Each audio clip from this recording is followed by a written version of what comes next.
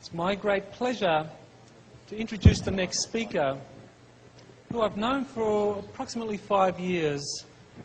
And in that 5 years, I've gotten to meet him a number of times. And one of the things that I really appreciate about Alex Collier is his courage. It takes a lot of courage to come out and speak a truth that people aren't ready for.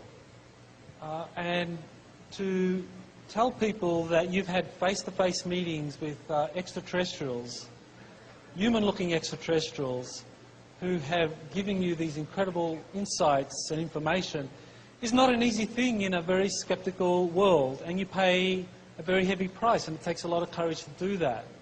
And Alex has been doing this since 1990. For well over a decade, he paid a very heavy price for doing that, and he continues to do so. He had to go basically quiet for a number of years, had to go kind of like underground, semi-retirement, but only the last year, it's only the last year that he's come back to give some public presentations to talk about what is really an ongoing set of experiences with these phenomenal extraterrestrials from the Andromeda constellation. There's really not much I can say to introduce you or to prepare you for what Alex has to say. It really is something to be open to. It's not an easy thing to accept that people are having these kinds of experiences, but I can assure you it's very, very real. It's something the government does not want you to know about.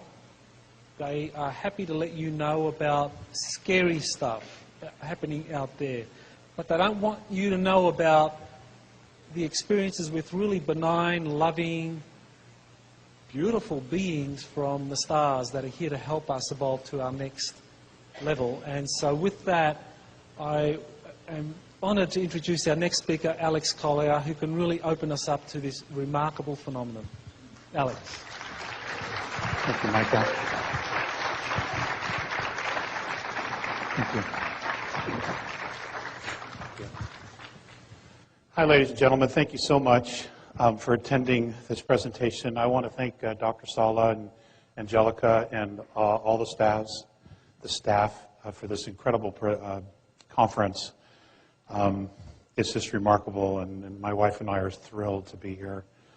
We just love the islands, and it's a great escape from the mainland.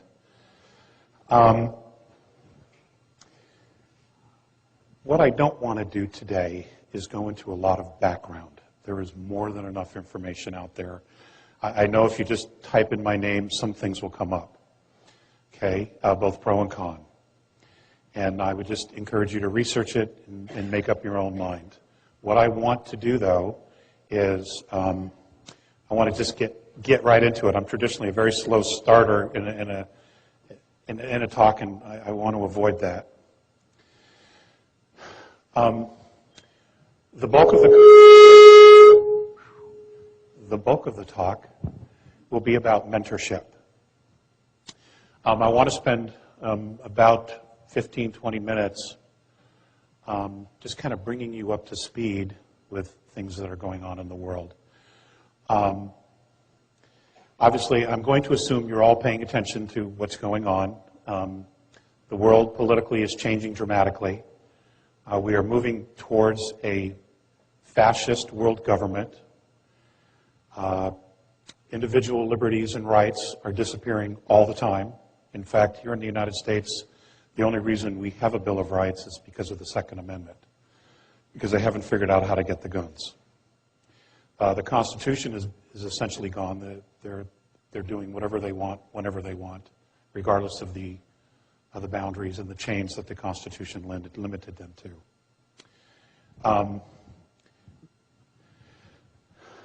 We have a world financial crisis. All of these things are done as a matter of control. And essentially what we have is we've had a global government for some time, actually, but now they're just becoming more and more overt about it because they feel so confident that they have everybody exactly where they want them.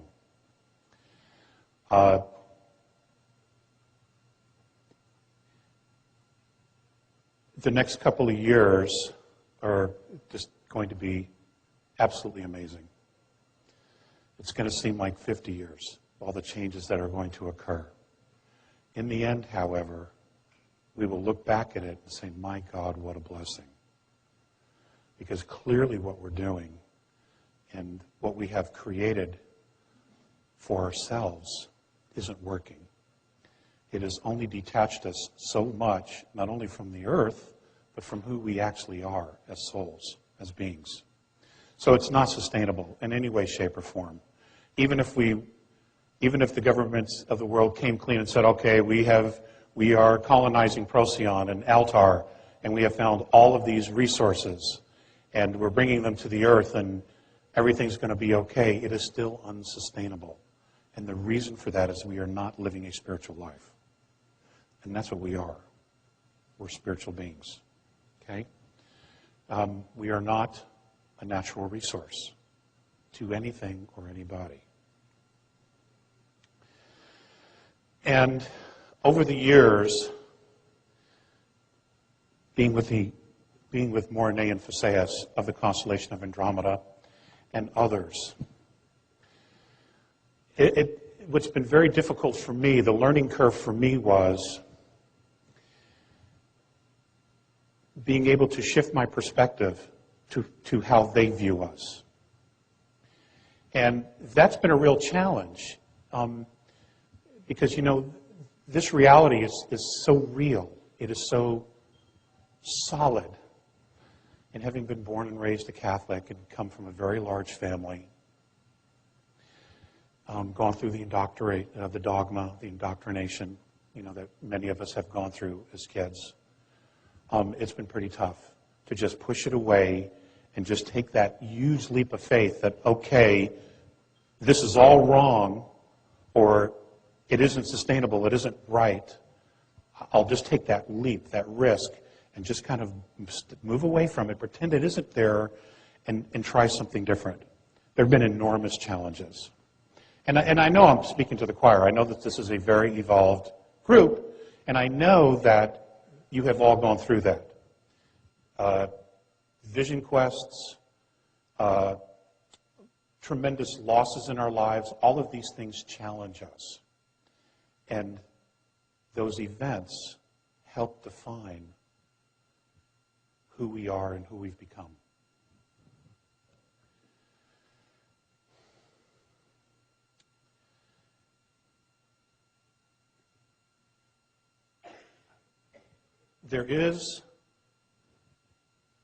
Earth is complicated.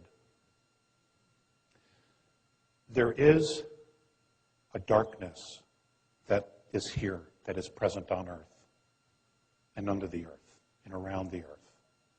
Okay? I don't want you to think that it doesn't exist. Earth is a great example of duality. And it's taken me a very long time to get to this place where I'm actually very grateful at this point for that duality, for that darkness, for learning about that darkness. Because I have spent a lot of energy challenging it, butting up against it, saying, how dare you, fighting it, talking about it, etc. Now, it does exist. It is real. And it is partially us, and then there's an element of it that is not us. It is not human. Okay? It's dimensional, spiritual, whatever you want to call it. But what it's done is that it's helped me realize what it is I don't want. So, once you've come to that place of realizing what you don't want in your life, you can actually begin the work of building what you do want. Because intention is everything. Okay? And you have to have intent in order to create anything, even ourselves.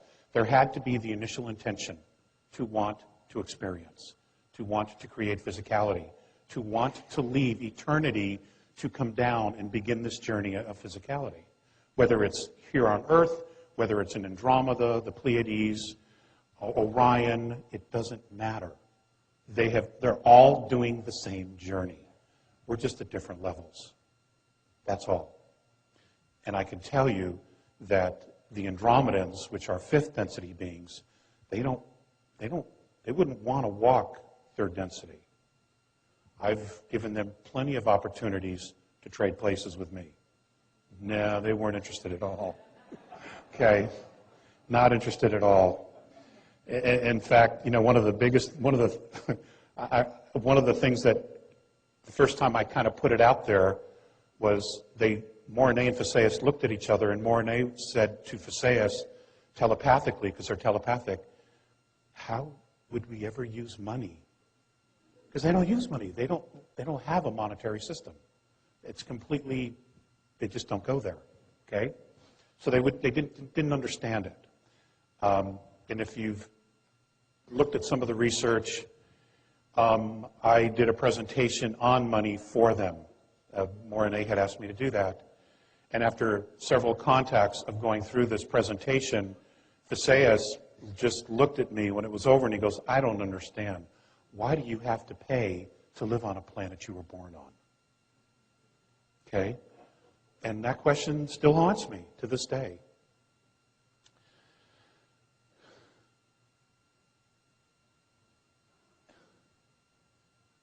The changes that are coming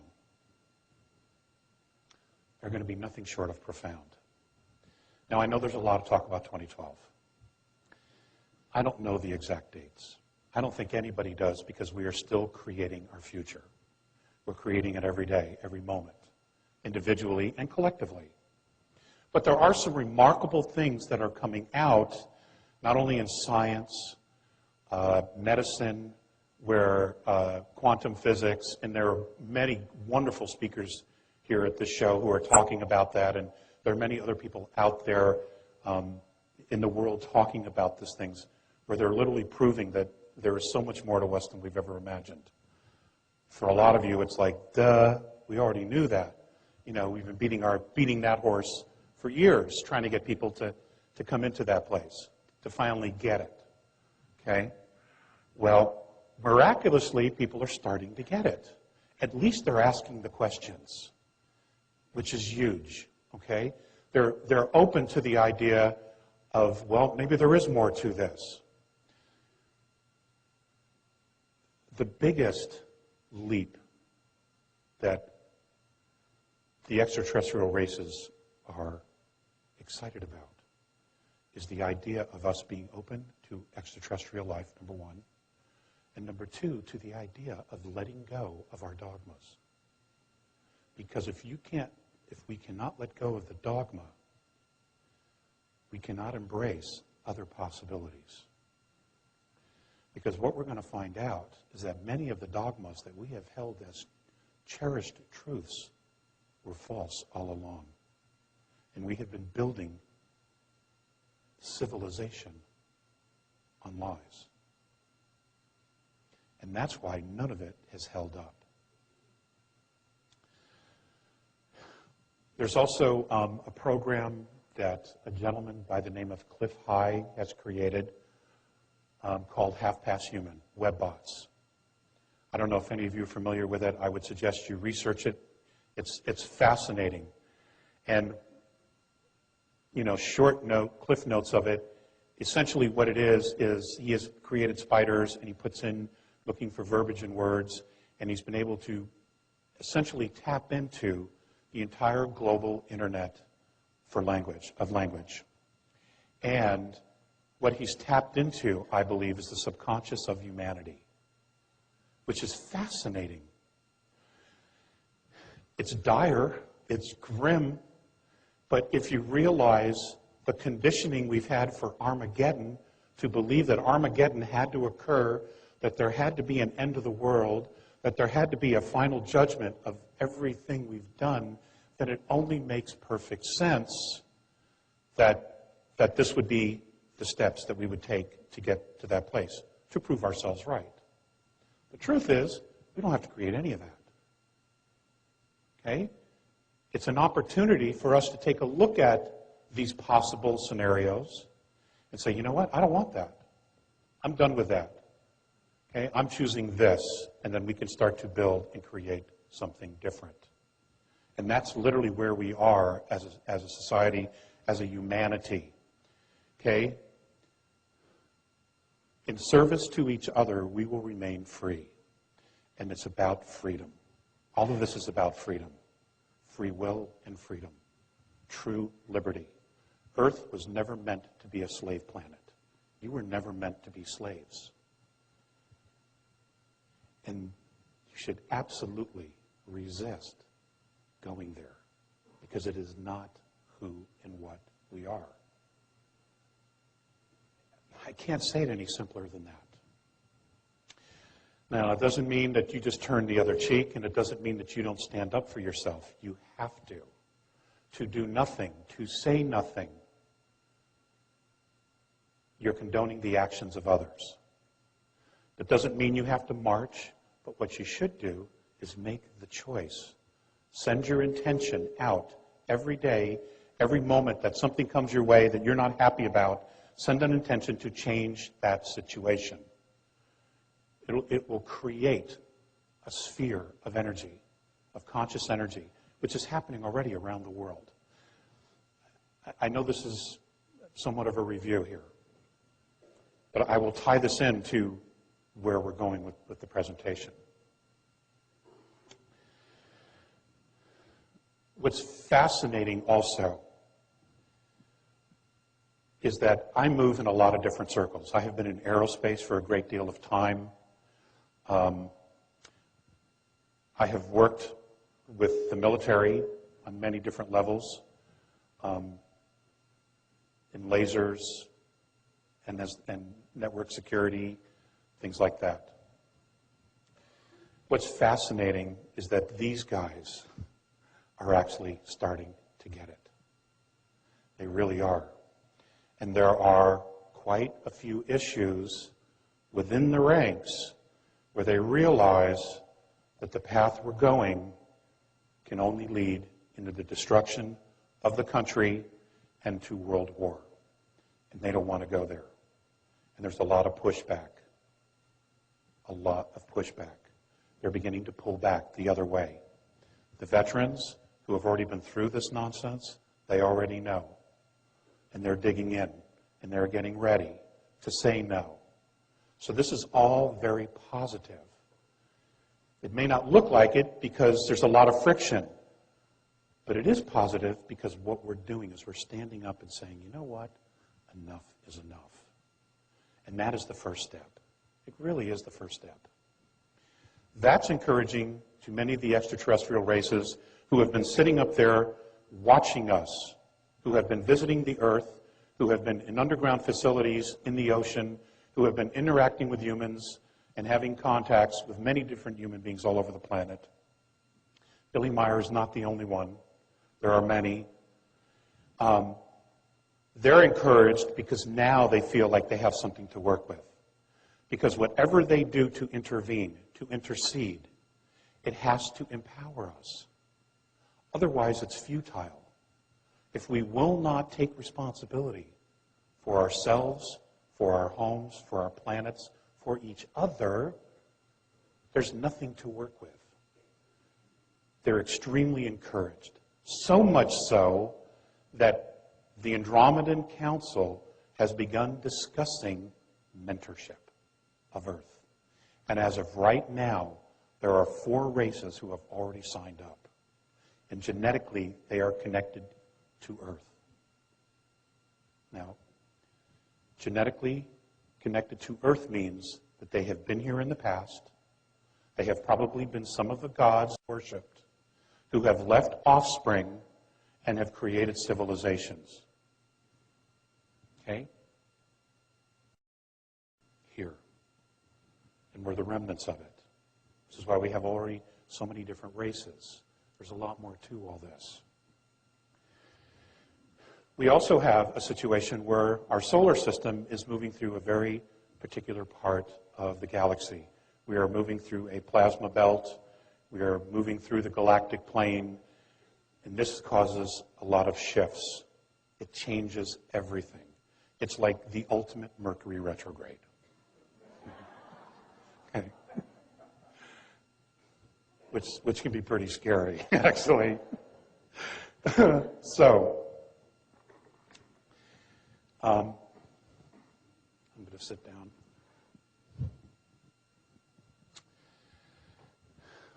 Here's the deal. Here's the deal. The bad guys are about to play their last trump card. They're done. They're already done. Okay? We have begun the process of freeing ourselves from all this shit. Bravo. Bravo. We have done what centuries we are about to do, what centuries of human beings have not been able to do.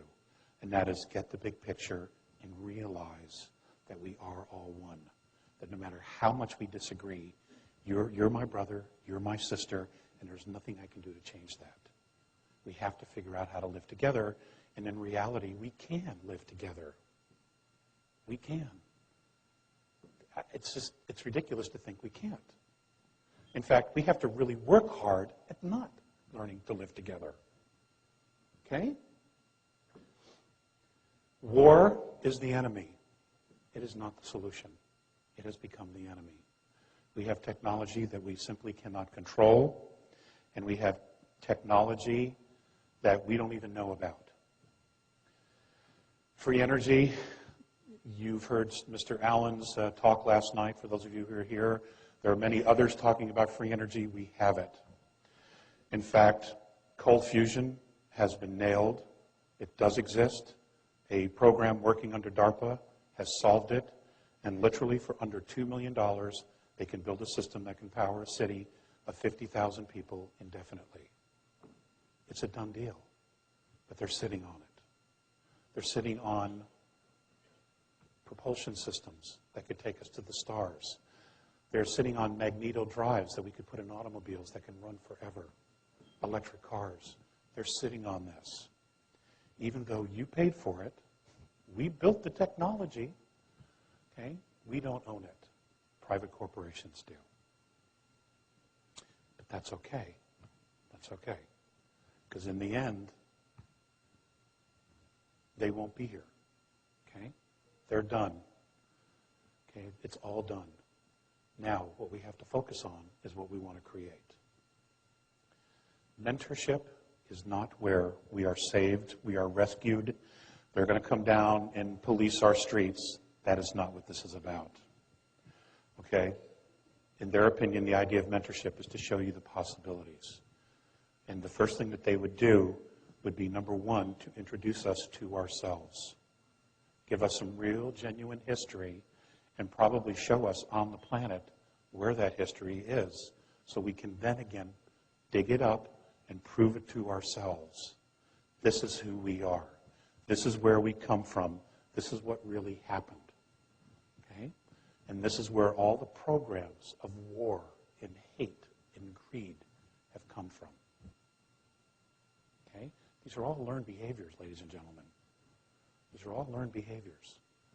When we left the creation, when we left God, Great Spirit, we didn't have this crap with us. These are all learned behaviors. We all fell into time, and then we decided to try the light, and then try the dark, and then try the light, and then try the dark, and see how far we could go and how we would come back home. Okay, it's all been an experiment, all in the process of creating ourselves. It's amazing. It's absolutely amazing, especially when you can step out of the concept of time. And you realize we've been doing this dance forever, forever and ever and ever and ever. Okay? Now, as far as initiating mentorship, bless you, I was asked at the Awaken Aware conference for Project Camelot to float it. In other words, to put it out there. They wanted to see, the Andromedans and the other groups wanted to see what would happen with the idea of it moving out through consciousness. Okay, I've been asked to take it to another step now. They are excited about this because this mentorship is literally our initiation into a much larger galactic family, which I can't even tell you how incredible it is. And it isn't anything where we need in any way, shape, or form to feel inferior about. In fact, we are really, despite everything else, we are really pretty far along. An example. In mentoring, one of the things that the group will do is they will discuss spirituality.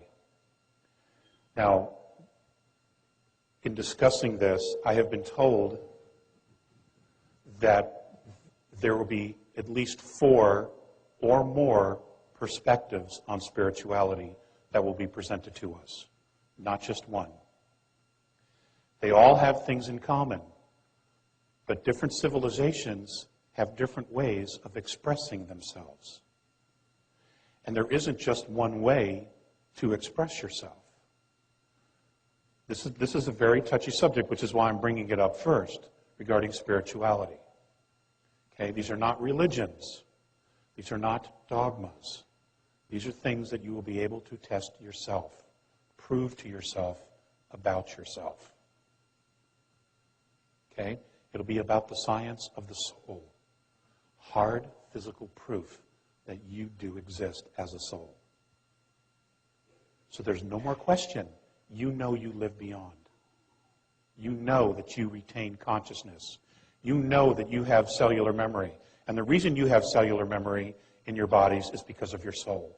All of this will be shown to us, proven, so that we will, beyond a shadow of a doubt, know that we don't have to go to hell, and we aren't going to hell, and we aren't going to go to purgatory. None of that crap. It's bunk. It's all bunk. Okay? We can let go of that dogma. That's done. Okay?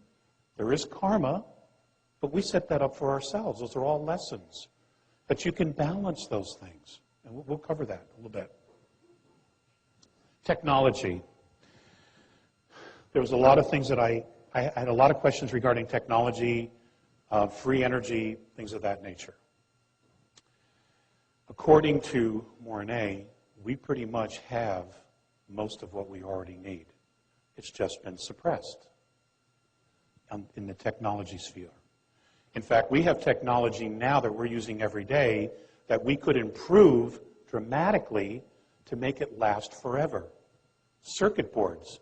There are things apparently we can do with circuit boards that we use today that in our narrow short-sightedness, we're not implementing to its fullest capacity or potential. So we have most of what we need here. Planetology, what they call planetology, which we call geology here, is when you talk about energy, they would teach us the cycles of the earth, how oil is created, petroleum is created, fossil fuels are created, and essentially what those cycles are. So that if we decided to stay with those, we would be able to rotate between fossil fuels, natural gas, solar, etc. So there would not be any disharmony. We would not overuse the Earth's resources in any way, shape, or form. But we don't know those sciences. All we do is we find it, we pump it out of the hole, we fill it full of seawater, and then we move on. Okay? And electricity. We have electric cars. There is technology that already exists that can be improved. They literally do not have to give us anything else at the moment except ideas that we can create. Their thoughts were, why aren't all the major cities inside the cities using electric vehicles? Because you're traveling short distances inside major cities. Why not use electric there? And then use petroleum on the outside for longer distance and for shipping, things like that, at least to start. They have so many suggestions that we could use right off the bat. The biggest change the biggest mentoring would be in health.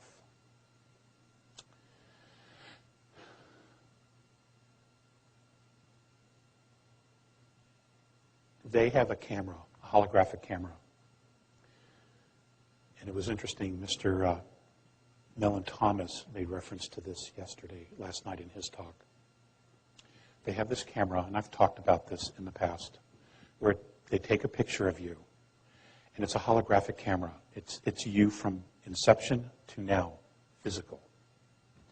They can take this slide out, this holographic slide, and they can look at your body in sequences, and they can pull areas where your body was the strongest, whether it be liver, kidneys, bone structure, nervous system, brain waves. It could be anything. And what they do is wherever your body was the strongest, they will pull that slide out. They will put it back in the camera, and they will reinvigorate, re-heal your body with your own imprint. And apparently, we have the ability to create such a thing. All the components are spread out. They're not pulled together yet. But we can do that. Okay? And we're talking about healing without surgeries. That's not to say that there won't be times where there may not be an immediate surgery. I don't know that. Politics. The mentoringship of politics.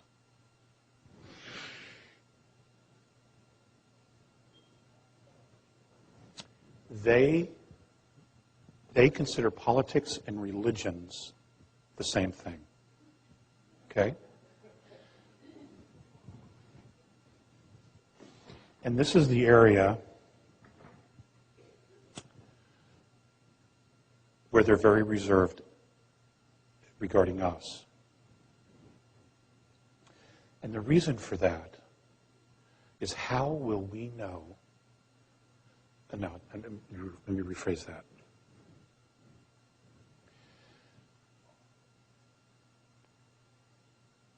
Can we, will we, let go of traditions and dogma to embrace something we don't know? I'll give you an example.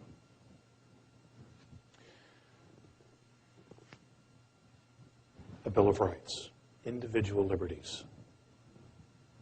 It took thousands and thousands and thousands of years to get to a place where humanity, on a subconscious level, was so done with monarchies, tyrants, kings, and princes that we decided collectively to create individual liberties. And it manifested physically in the creation of the United States. Here we are 232 years later, and we're about to lose those liberties that took thousands and thousands of years to create, to manifest for all of humanity. Okay? Now, what's interesting is that the rest of the world, they're stunned that Americans could be this stupid. In fact, in traveling in Europe, I had the occasion to see some Swiss students get arrested. And one of the things that they said to the cops were, you got to read me my Miranda rights. Because they were watching American television. And the Swiss police said, you don't have any rights. Okay? Now, I bring this up only because this is an issue. This is an issue of freedom. And this is important in the grand scheme of things. If you protect your freedoms, you are stating to everyone, including yourself, I am responsible. And that is the number one priority to taking the next step forward into advanced maturity in meeting face-to-face with benevolent extraterrestrial races. They are not going to babysit. It never works. It's not their job. Their job is to give us a start, because we have been so manipulated for so long. It would seem like forever. And we haven't even been aware of it. But people are waking up. People are beginning to become aware of it. But we have to protect our freedoms. Okay? The world, Earth, was never meant to be a slave colony. a slave planet. That was not the intent at all. And we should never put up with it or tolerate it in any way, shape, or form. Okay? We need to tell them to kiss our ass.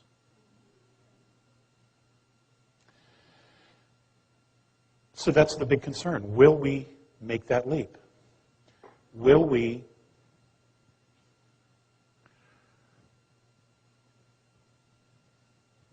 let go of having to be right in order to know what the truth is? I've had that very question put up to me, said directly to me. Can we also truly learn to forgive? Because everybody's had a role to play here. Okay? We've all had a role to play in creating this scenario, this game. Now,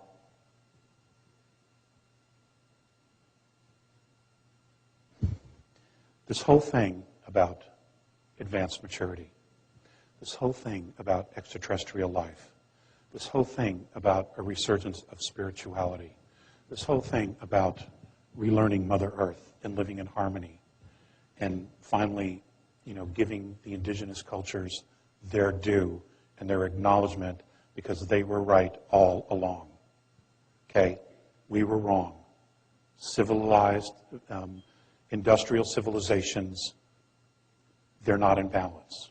It's not to say they can't be, but what we've created is completely out of balance and has pushed the earth to her limit. So we have to give them their due.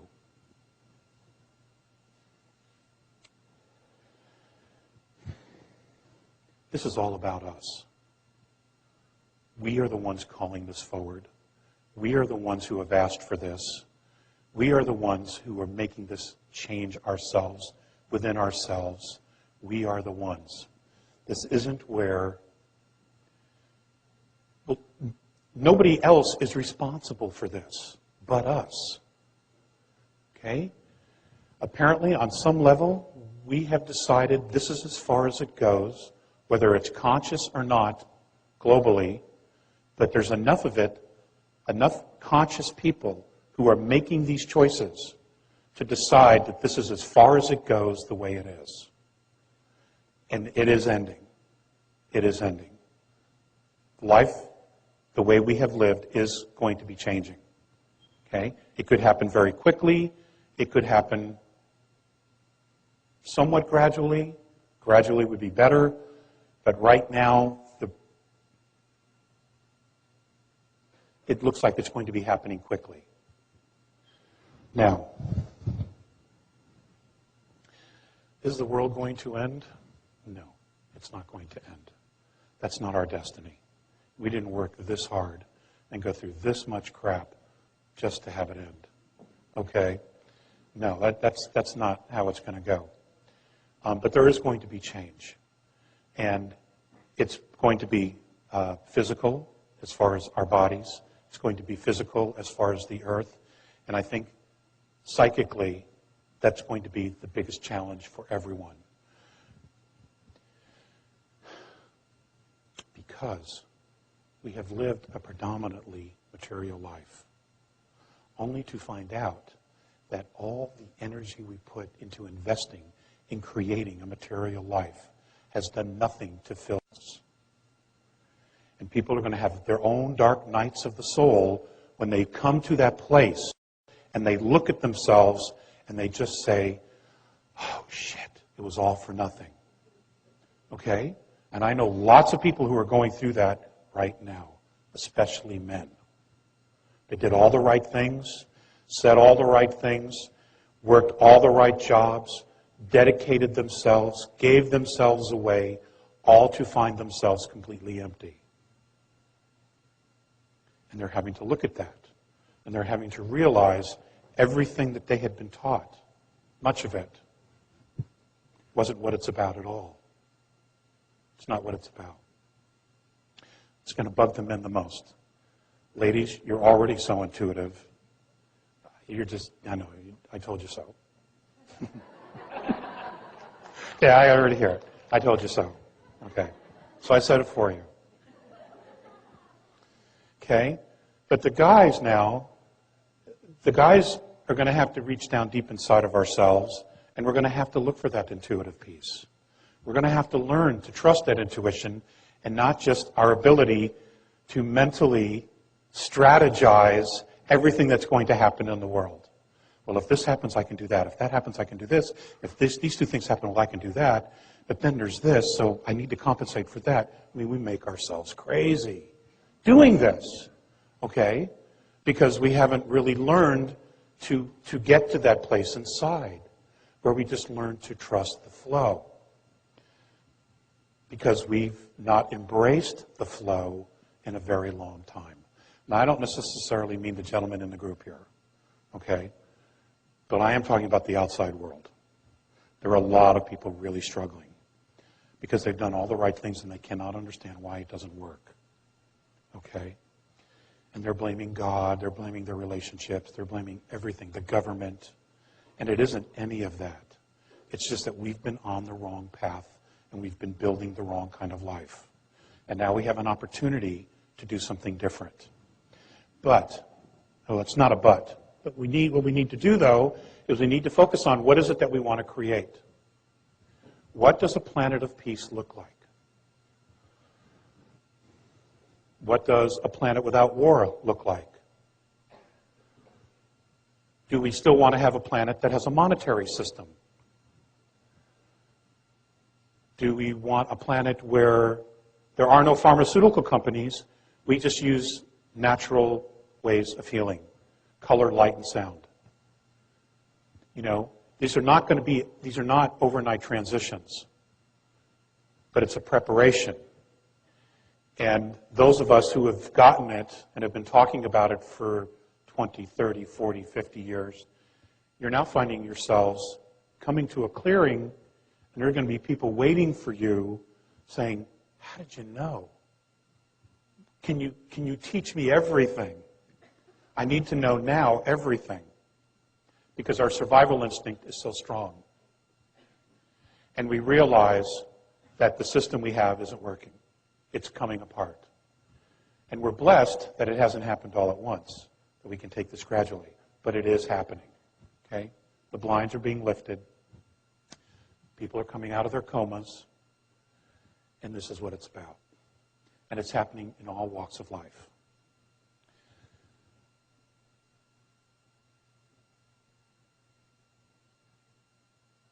Let's take the 2012 scenario for a moment. Let's suppose there was going to be a pole shift. Okay, this is strictly a hypothetical, all right? And it's an interesting lesson, exercise. Let us suppose for a moment that there was going to be a pole shift, and half of the world's population was going to be gone, that the world could only sustain half. And the government came out forward and said, hey, this is really what's going to happen. And we've been preparing ourselves. We've built our underground facilities. Sorry, they're not for you. We've been building bases on the moon and Mars. Sorry, they're not for you. And we have all this advanced technology, but there's no point giving it to you because all this is going to happen to the planet. You're on your own. Not that they would ever be that honest. Okay?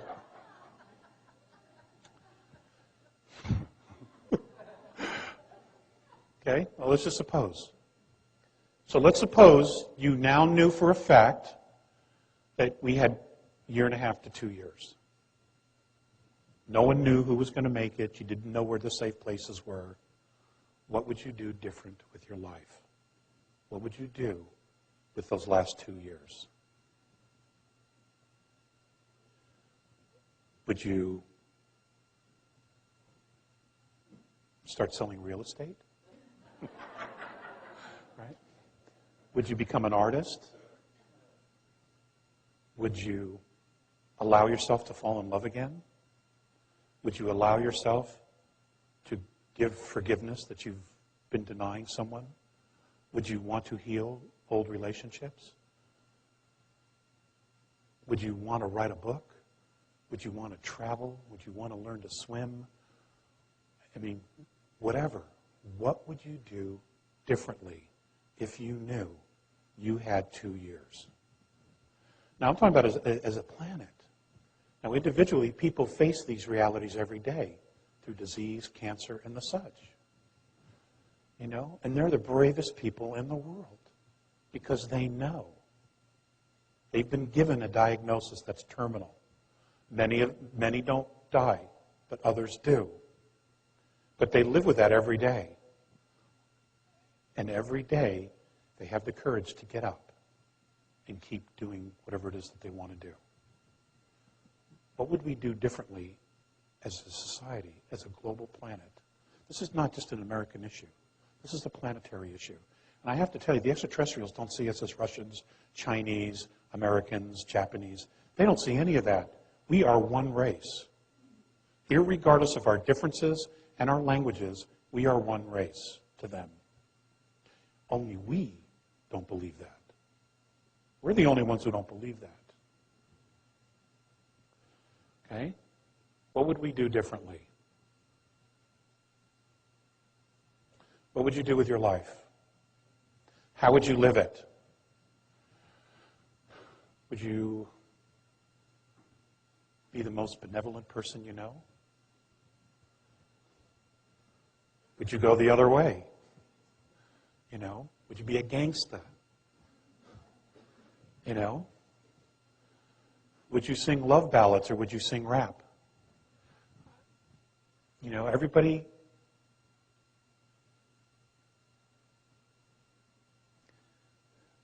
The reason I ask this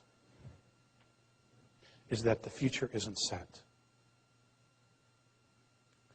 Now there's talk, I heard something recently about a star going nova. That's about 3,200 light years from us. Don't worry about that. There's more than enough help here that that's not how it's going to go for us. Okay? That's not going to happen. I mean, it may go nova, but technology exists, and there are plenty of resources in our particular solar system right now to ensure that that's not how we're going to end. Okay? Because there are a lot of people very, very curious about us. Now, the reason I say that is that we are a planet that has 22 very specific genetic markers. Okay? We are a collection, a collage, a compendium of many different extraterrestrial races living together. This is not common out there. Okay? Especially in third density in a very complex ecosystem like we have. Okay? It's not, there aren't that many. And they're here to watch us because we are, as a civilization, at a place where many of them have been before. And that is that we are spiritually evolving. At the same time, we have created technology that we barely know how to contain and use. The technology was created in a space of fear. Those using it, holding it, maintaining it, controlling it, are in a space of fear. Humanity, however, is at a space where it's beginning to step out of that reality to create something new.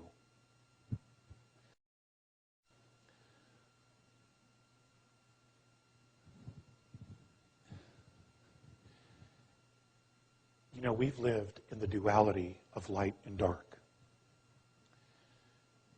But we've almost completely ignored the fact that there's a third duality here, and that's balance.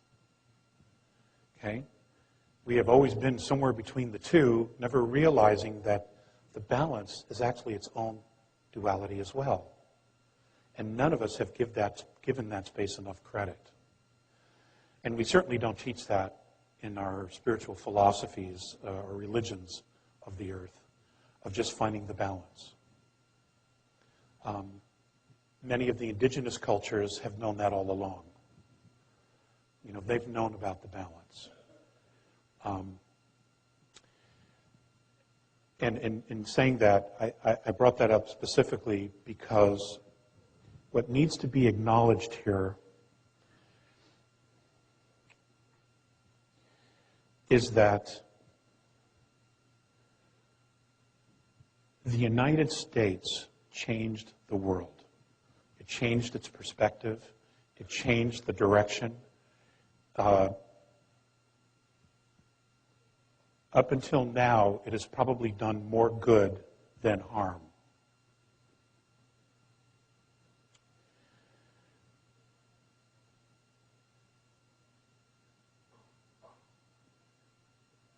But the consciousness of America has radically changed.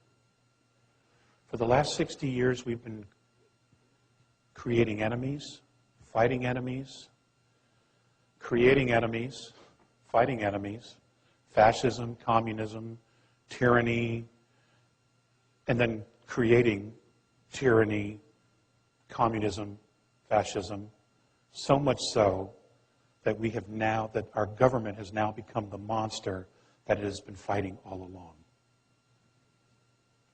Okay? There's a great lesson there in holding on to something and putting too much energy into something that you actually become that which you hate. Okay? We're faced with that. I want you to know that there is not a single benevolent extraterrestrial race up there, the Andromedans at all, who are going to do anything about our government. That's our problem. We let this get out of hand. We let them get out of control. We let them usurp our rights. We let them build all this technology without sharing it. We've let them run amok. We have not managed our constitutional republic, and we have let them take our rights away. That's our responsibility to fix. Now, I'm not advocating overthrowing the government, but what I am advocating is the fact that you absolutely stand up for yourselves and don't take this horseshit any longer. We simply can't do it. It's become a detriment to the planet. Okay? And we are responsible for that.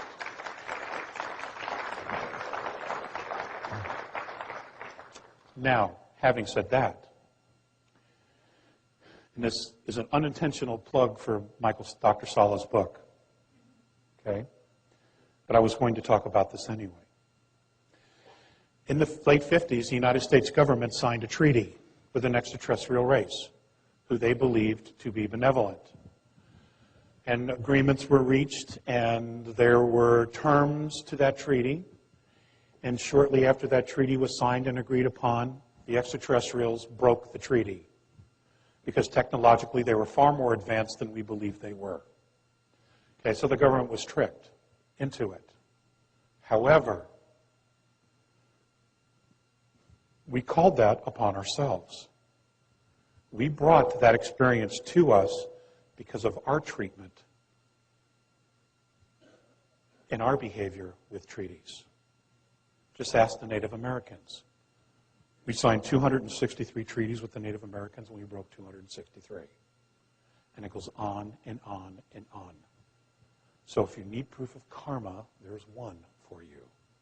Okay? We drew that to us because we haven't walked our talk. We talk about it. We sing about it at sporting events. You know, we beat our chests, but we haven't walked it at all. Okay? It's in our face, ladies and gentlemen. It's in our face. And once again, America is at the forefront of this. Okay?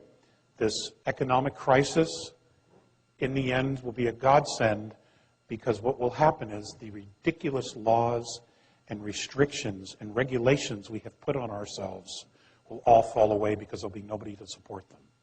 That's number one. Number two, what makes us great is that we think out of the box. We create something out of nothing. We create solutions to impossible problems. That's what's made us great. Okay? We need to re-embrace that spirit, that wild spirit that freed the world, that changed the world. It doesn't mean that we cannot share that spirit with other nations, because other nations are getting there. Hell, Russia's just as free as we were 25 years ago now. They're changed so dramatically. They realize that what they were doing no longer works. Okay, there's a lesson there. Putin was very specific. Don't go to communism. It doesn't work. Okay? But this is not about politics. This is about control. This is about control. And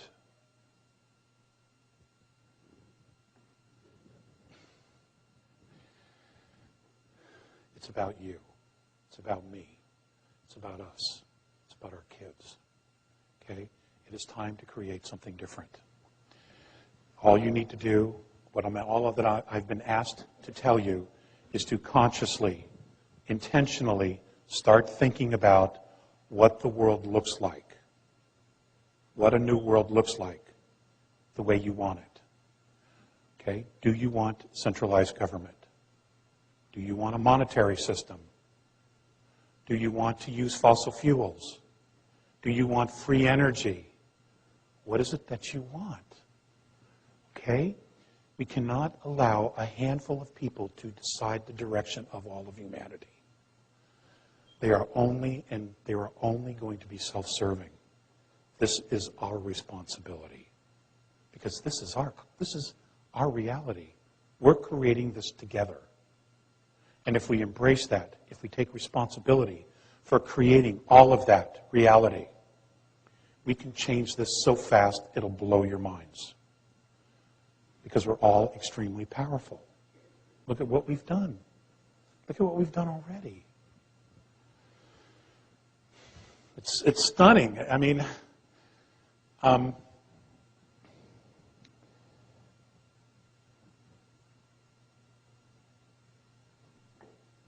experience that I had when I go on board, they're fifth density beings. Immediately that I come on board, a belt is put on me. And essentially what the belt does is it holds all of my atoms together so that I don't fly apart. Because I'm a third density being. My vibration is very slow compared to them. This belt regulates the speed of my atoms so that I can actually coexist with them. Now what's fascinating about that, what's fascinating about fifth density as a third density being, is that my body is moving before my thoughts are. In other words, if they start walking, I'm walking before I stop to think about walking. Okay? Because now I'm connected directly to my higher self, to my soul. I'm not waiting for my ego to click in and say, okay, start walking. Okay? The other thing that was very, very difficult, and I'm going to give Joan Ocean credit for this because she brought it up yesterday in a conversation we had, is you feel like you're losing yourself. You feel like you're just dissipating, becoming invisible. And you're actually not. What's happening is that on a higher vibration, your ego doesn't exist. It falls away. It simply cannot exist in that harmonic. It has no relevance whatsoever. And then what happens is, and it takes some time to adapt, is you're confronted with you are. You're introduced to yourself. And at first you don't recognize it because we're so conditioned to this. You know, we're so conditioned to all of this that this is what feels real. Logically, we know we have a soul. When we meditate, we get into that space, but we are still totally conscious of the fact that we are in a physical form. There, in fifth density, my experience has been, you don't even think about the physical form at all. Okay? You're moving, your physical form is trying to catch up to you. It's absolutely amazing. What's also amazing is that if you close your eyes, you can see 360 degrees around you. Okay, you know exactly what's going on everywhere. I could feel everyone that was around me. I could feel their emotions. I could feel them look at me. I could feel them think about my appearance, what I represented, how I was standing, all of those things. I didn't always hear the telepathic communication because a lot of it wasn't directed specifically at me. When it is, you hear it. And it's like we're speaking now, and you know that it's coming from someone because they're looking directly at you. Except their mouth isn't moving, but you're having the dialogue. And for those of you who are mediums or channels, you know exactly what that's like. Okay? We will be moving into all those spaces. All right? We will be, and we need the mentorship so that we don't freak out and flip out, so that we can truly understand how to embrace our essential selves, what it's all about. The whole purpose of going through all of this stuff for humanity, all the thousands of years of tests, trials, tribulations, previous pole shifts, all of that was to take ourselves through this exercise, to move from third through fourth and eventually into fifth density. That's what this has all been about. It's all been a school. Okay? And we all volunteered. None of you were taken from a ship, thrown out the window and said, make it, figure it out. It's not how it happens. You know, and I wish it were, because then we'd have some other excuses. Okay? But we don't. That's what this is about.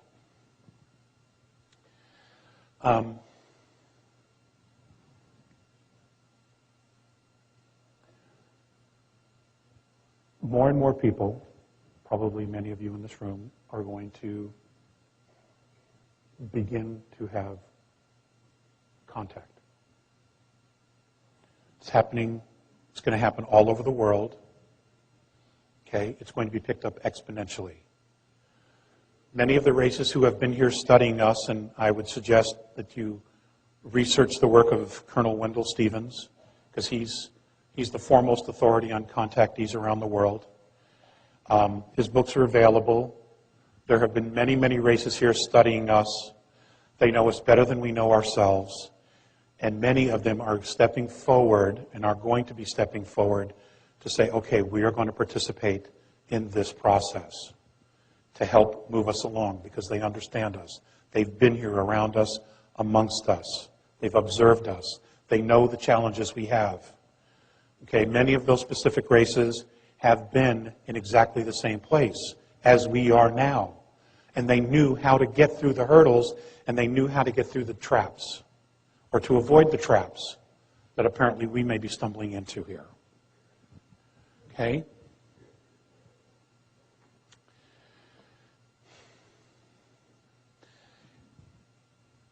Again, I know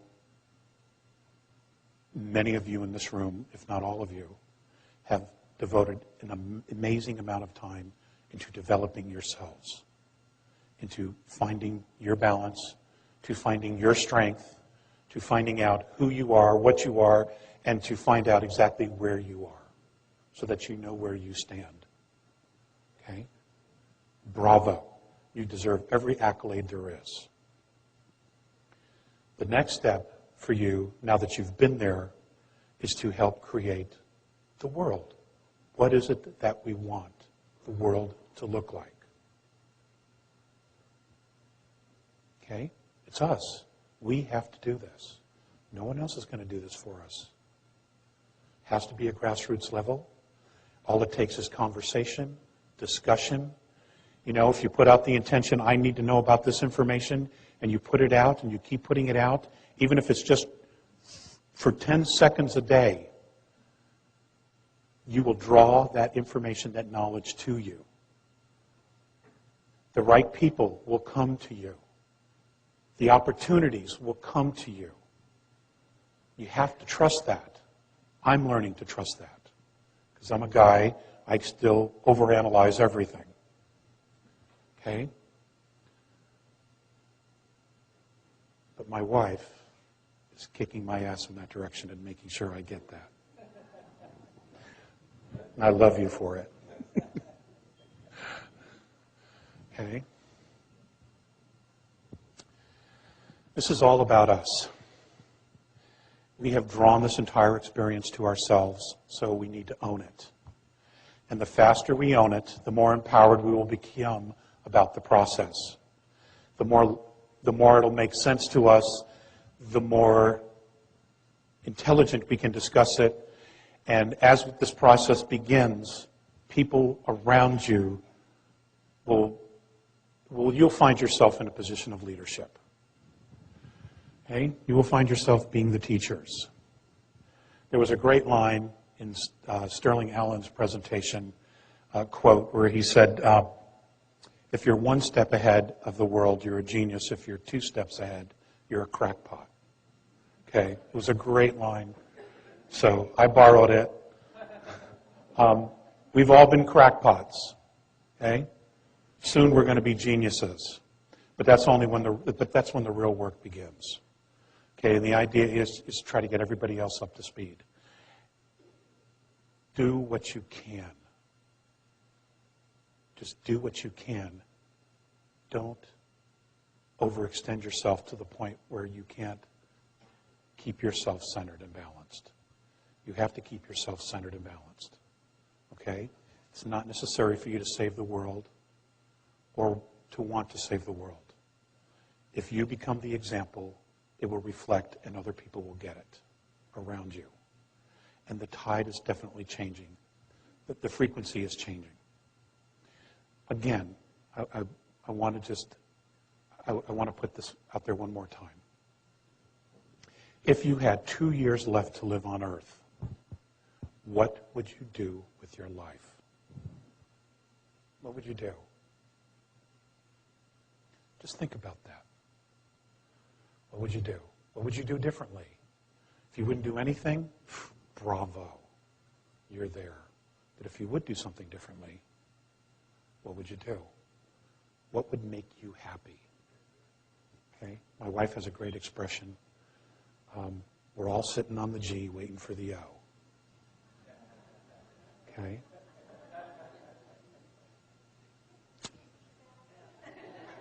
Okay?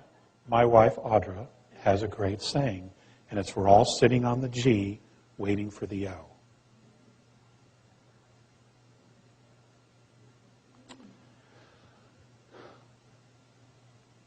Ladies and gentlemen, you are my brothers and my sisters. I love you. I am honored by you. I want you to know that I have done the very best I could to represent us. I've had my stuff to deal with as well. I have my own challenges to deal with as well. Okay? But ultimately, in the end, I have absolute faith in us. The world is not going to end, but it is going to change, and it has to. And it's going to change for the better, but we need to be the driving force of that change. Humanity has to be the driving force of that change, not government. Okay? Do not ever, ever surrender your freedoms or liberties to government. It's too self-serving, and it doesn't create anything but laws that restrict our freedoms. You know, you can't possibly need any examples of that. Okay? We have what, 10 minutes? 8 minutes, 5 minutes? Does somebody do we want to do some questions? Is that a yes? Okay. Okay.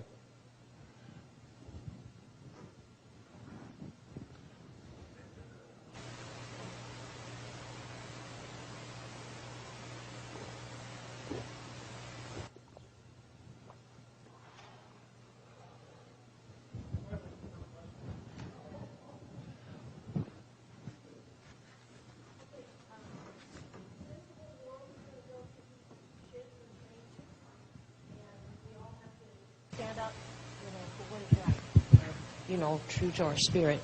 I'm curious about what's going on, and what do they say about what's going on with the Middle East? I'm sorry, what? The Middle East. Same thing that's always gone on in the Middle East. They're watching it. It's all a play. It's all a drama. Okay? It's all about control. It's all about creating war. It's all about distracting us and creating a space of fear. That's what it's about. Because if we're all in a space of fear, we are not creating in a space of love. If when we're in fear, we basically imprison ourselves. We put ourselves in a box. When we're not in fear, we are free to create. In fear, they're in control. In love, we're in control. That's all it is.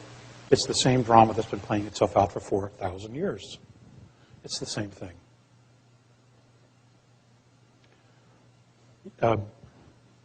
Yes, ma'am. I am so ready for some contact. What is there a good way to prepare for that, or is there certain signs to look for, or That's a great any question. clues? That's a great question. It seems silly, but I can't honestly tell you one way that's better than another. What I would do if I were you is I would create your own ritual. Create your own ritual, make it holy, make it sacred to you. Create your own process of what feels safe and comfortable for you and where it is. Okay? And just allow it to be. And then tell the universe, tell the Creator, you're ready. This is what you want. But create the space. Go through your ritual. Again, set up your own protocols for how you would want that to work in order for you to feel safe. Because when it happens, it's a shock. It is a shock. It's an amazing shock, but it's a shock. Because your first reaction is going to be, oh shit, it's real. Okay? And then, you'll move through that. They know that. They already know that. Okay? And then just go with the flow. That would be my suggestion. Everybody would do something differently. That would be my suggestion for you. Create your own protocols. Okay? And make them sacred. Ma'am with the blue and the white sweater. If you've felt like you've had quite a bit of different type of visitation over your lifetime, I've never really looked into it or reported it anywhere, and particularly like with one child in a bassinet when I woke up and they came in through the windows and I couldn't move, and wondering where or who would be the best place to go to find out what's going on with this, and are we supposed to use it somehow? I'm just looking for the resources to follow through. Gosh, I don't know anyone specifically that I would feel comfortable recommending you to. It sounds like you know it's there, but you don't have total recall of it, but you know it's there. So it sounds like you need somebody to help move you, somebody that you would feel safe with that would move you through a regression, put you into a safe space in a process of unlocking those experiences. Can I ask you, do you have Native American in your background? No, I've always felt closely attuned to them. I'm Native Alaskan, but I'm Irish and Italian in my lineage. Okay. But it's not so much that I don't remember, I do. It's wondering how to expand the knowledge of whatever is going on that we're maybe supposed to get. That's all. I don't have an answer. Okay, thanks. Sorry. Ted, just pick. Thank you so much. I really think that it's time to act now, to get together into small groups, informally or formally, and go down those 5 points that you made and, just codify what we want, visualize it. It's called a mock-up. I don't have a question. Okay. I just wanted to say something, and You go for it, girl. okay. So this is another step in taking our power, is to gather in groups and to agree on a positive mock-up of what we want the world to be, what it will look like, be very specific about it, and the information will happen telepathically with the visitors, and we might even come upon some ideas ourselves without worrying about visitations. Thank you. You're welcome. She brings up a good point about reclaiming your power. Ladies and gentlemen, you exist because you wanted to. Your physicality exists because you wanted it to. The planet exists because you wanted it to. The race exists because you wanted it to. Your reality exists because you wanted it to. The government exists because you created it. Liberty exists, freedom exists because you created it. You have the power all along. You can't really even give it away because you are it. You are it. You can not use it. You can exercise your free will and not use it, but you always have it. Always. No one can ever take that away from you. Washte. Thank you very much.